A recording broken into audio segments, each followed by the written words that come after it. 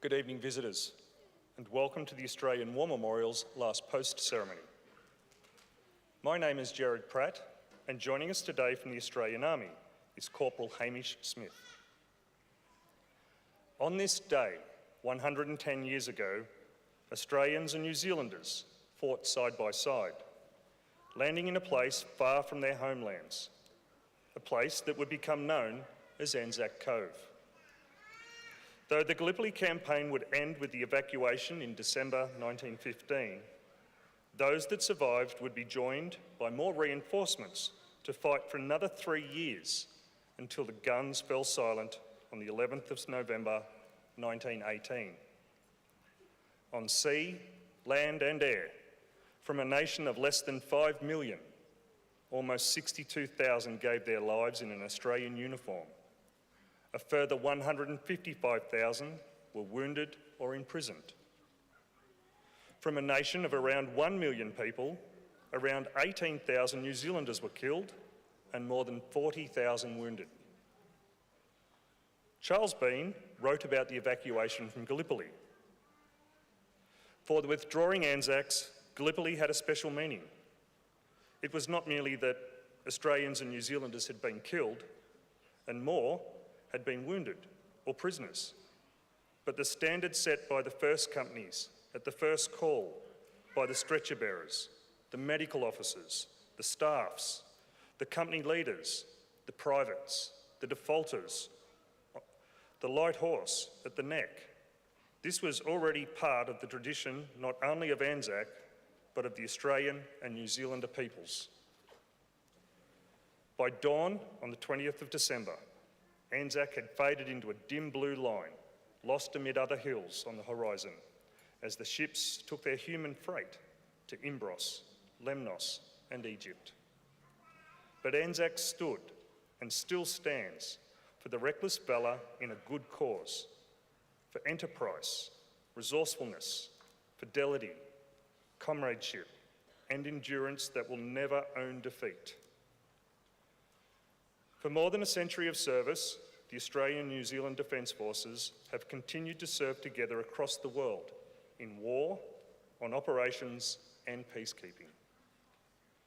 Shortly, we will hear the story of Captain Edward Frederick Robert Bage, who lost his life during the Gallipoli campaign. On behalf of the Honourable Kim Beazley, Chair of the Council of the Australian War Memorial, the Director, Mr Matt Anderson, and staff, I would like to acknowledge the dignitaries joining us today, including the former Governor-General of the Commonwealth of Australia, General the Honourable David Hurley and Mrs Linda Hurley, and all the members of the Diplomatic Corps who are present this evening.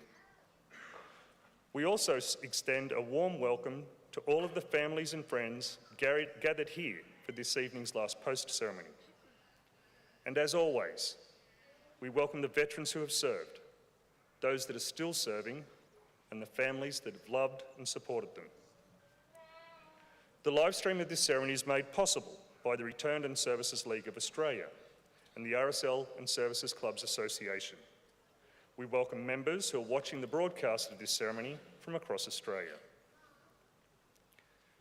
During this evening's ceremony, wreaths will be laid at the base of the pool of reflection by visitors to the memorial. Australia's Federation Guard is the tri-service ceremonial unit of the Australian Defence Force. They provide a ceremonial presence at civil and military events and during visits to Australia by foreign dignitaries. The Guard will now dismount the catafalque party from the tomb of the unknown Australian soldier.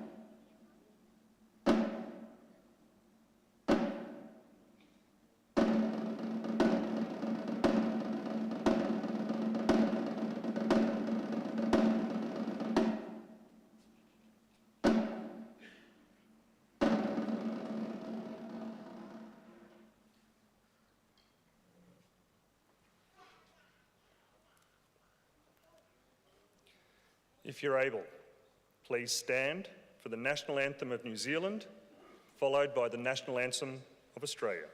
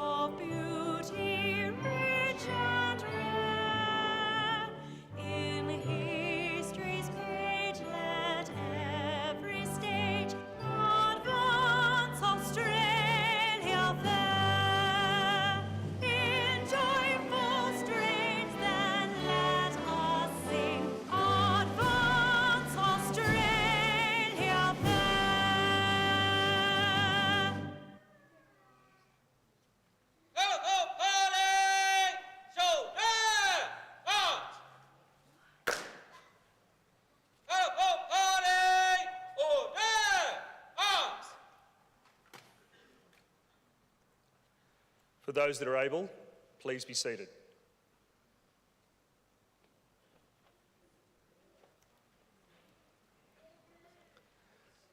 The Australian War Memorial was the vision of Charles Bean, Australia's First World War official historian. Bean landed with the Australian troops on Gallipoli and stayed with them at the front through until the end of the war. The idea of this national memorial and museum came to him at Pozières, France, in the depths of the bloody fighting of 1916. Bean's idea was that this would be a place where families and friends could mourn loved ones buried in faraway places. It would also be a place that could help all Australians understand what these men and women had endured and what they had done for us. Bean's vision, to which we remain true, is best expressed as inscribed in the entrance to the memorial's galleries. Here is their spirit, in the heart of the land they loved, and here we guard the record which they themselves made. Tonight, we will read the story behind just one of those on the Roll of Honour, which lists the names of more than 103,000 men and women who have given their lives for us in war and on operations for more than a century. But first, we present a lament, Flowers of the Forest. Wreaths or floral tributes will now be laid at the base of the pool of reflection in the following order. Mr Andrew Barr, Chief Minister of the Australian Capital Territory, and Ms Leanne Castley, Leader of the ACT Opposition.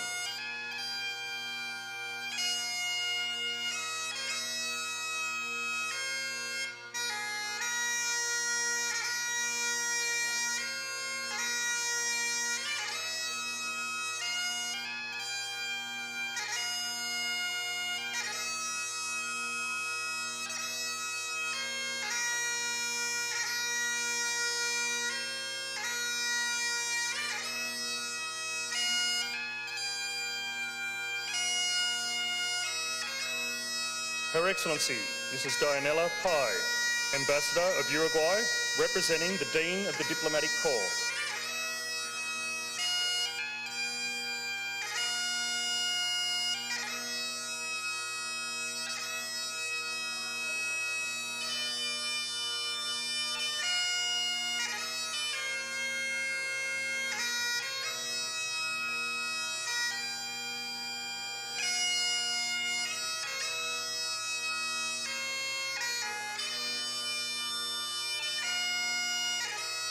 His Excellency Mr Andrew Neves, New Zealand High Commissioner to Australia, and Her Excellency Dame Sarah McIntosh, British High Commissioner to Australia.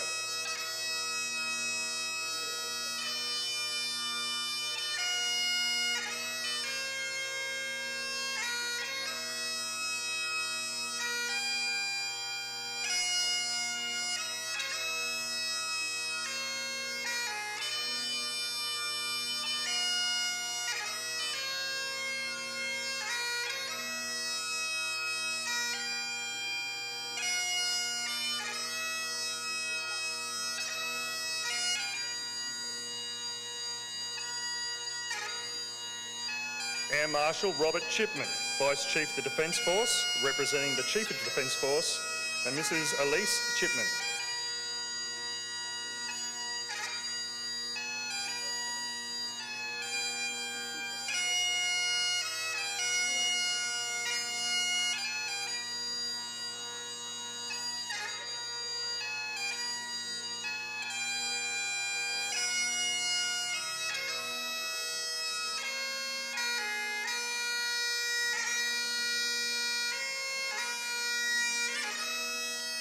General Metin Tokel, Chief of Turkish First Army, Türkiye, and Major General Rose King, Chief of Army, New Zealand.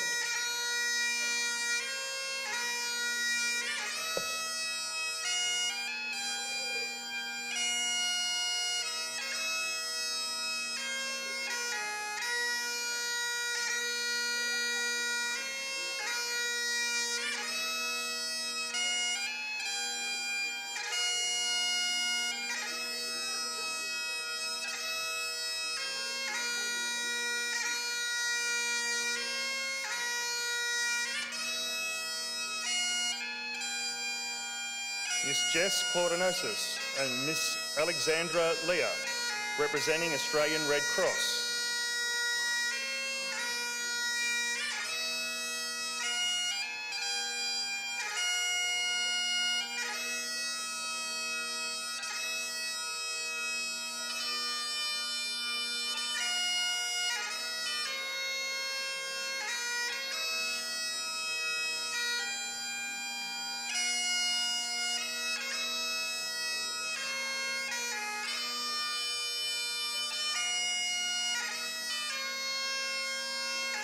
Legatee Wayne McNee, Chairman of Legacy Australia, and Ms Robin Mitchell, ACT State President, Australian War Widows Incorporated.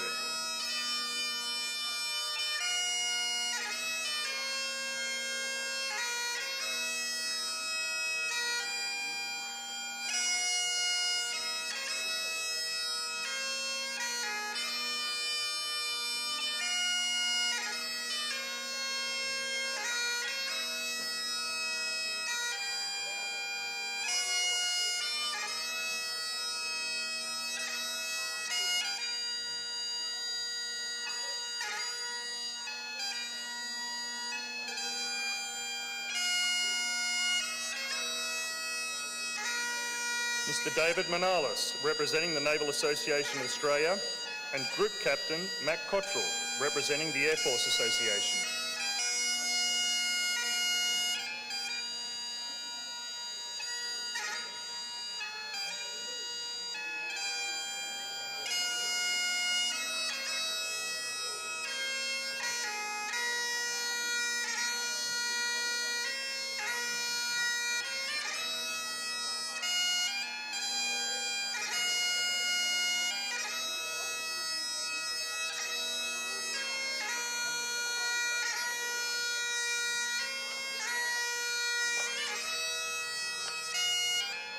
Mr. Greg Mellick, National President of the Returned and Services League of Australia, representing the Chair of the Council of the Australian War Memorial, and Mr. Matt Anderson, Director of the Australian War Memorial.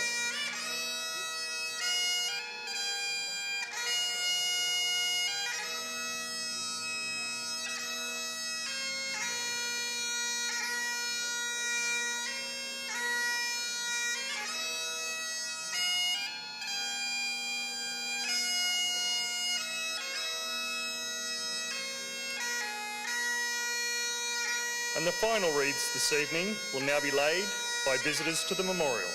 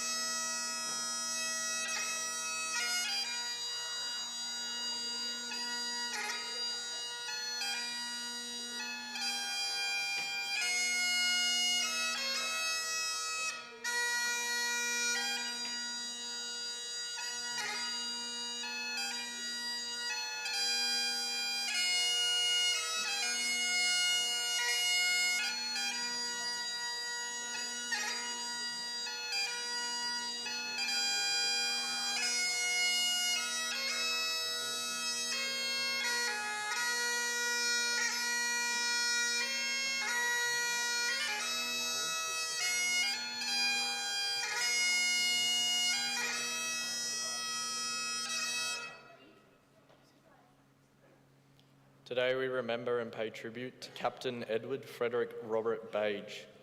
Edward Bage was born on the 17th of April 1888 in the Melbourne suburb of St Kilda. Known as Bob, he was one of 3 children born to Edward Bage Sr., a wholesale chemist, and his wife Mary. Bob received his education at the Church of England Grammar School before attending Melbourne University, where he studied a Bachelor of Civil Engineering. He was a keen sportsman, rowing on the university's Trinity College team and playing for Melbourne Cricket Club. In 1910, he graduated from the university and commenced his military career as a second lieutenant in the Corps of Australian Engineers in Queensland. He served for some time at the submarine mining station in Chowder Bay, Sydney, before being transferred to the Royal Australian Engineers with the rank of lieutenant. After time commanding the submarine mining station at Swan Island, Bage requested a period of leave and joined Sir Douglas Mawson's Antarctic expedition. For more than 2 years, Bage served as the expedition's astronomer, recorder of tides, and assistant magnetician. He was one of 6 men who spent another winter in Antarctica when Mawson and his comrades failed to return from the Far Eastern expedition. On his return to Australia, Bage was attached to the Engineers Staff Office in Melbourne, where he was working when the First World War broke out in August 1914. Bage enlisted in the newly raised Australian Imperial Force within days of the declaration of war and was assigned to the 3rd Field Company Engineers with the rank of lieutenant. After completing a short period of training, he embarked for active service, sailing from Melbourne in September 1914 on board the troop ship Geelong. By the time Bage arrived in Egypt in December 1914, he had been promoted to captain. He and his men saw out Christmas and the New Year in camp, during which time Bage was awarded the King's Polar Medal for his contribution to polar research. After Allied units landed on the shores of Gallipoli on the 25th of April, Bage and the 3rd Field Company engineers unloaded engineer stores and established a depot on the beach close to Hell's Spit at the south end of Anzac Cove. Under observation from Turkish positions at Göbekli Tepe, their location was frequently subjected to shelling, making it a dangerous place to be. Over the days that followed, Bage and the engineers were engaged in sapping, trench construction, and maintenance.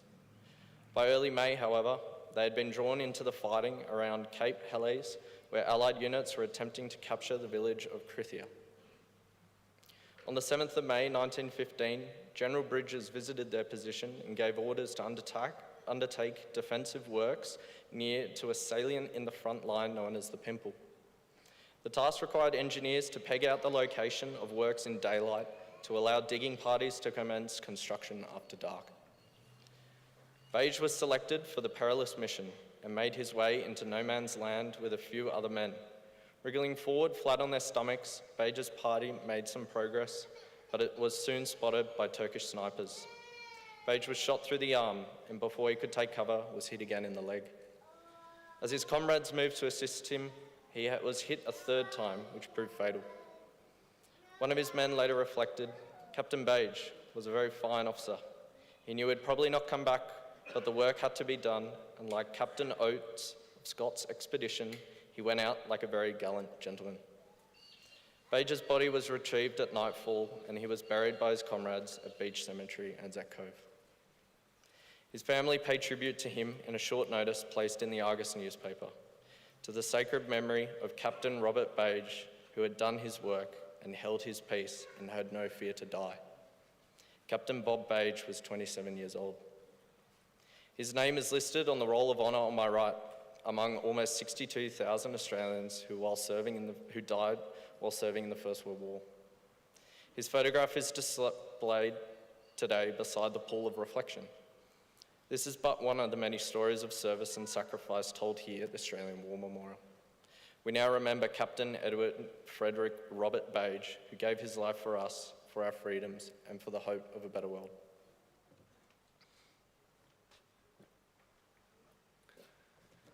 Ladies and gentlemen, please stand for the reading of the ode and the sounding of the last post.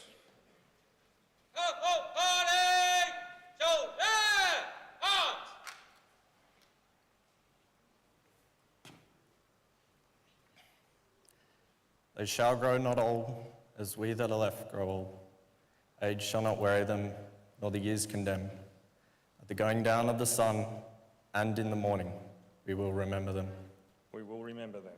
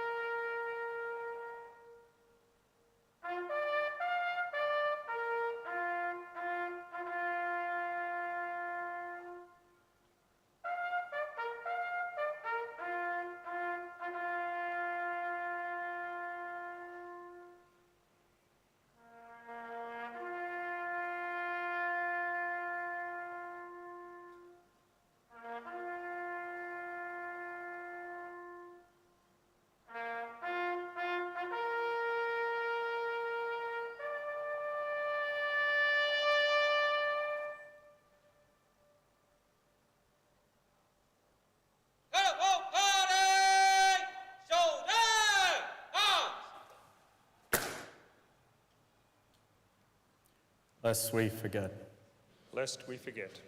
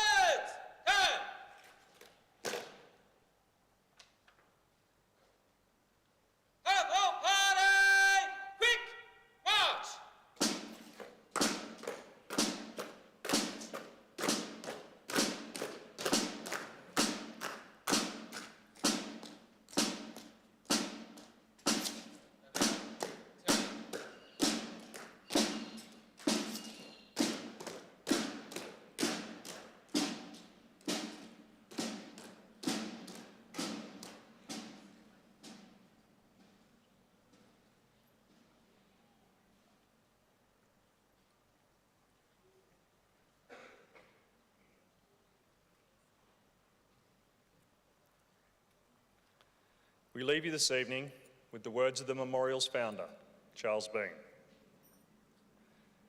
Many a man lying out there at Pozières or in the low scrub at Gallipoli, with his poor, tired senses barely working through the fever of his brain, has thought in his last moments, well, it's over. But in Australia, they will be proud of this. Ladies and gentlemen, girls and boys, that concludes the last post ceremony. On behalf of the Chair of Council of the Australian War Memorial, our Director, staff and volunteers, thank you for visiting the Australian War Memorial today and for your continued support during the memorial's development project. We wish you all a very pleasant evening. Thank you.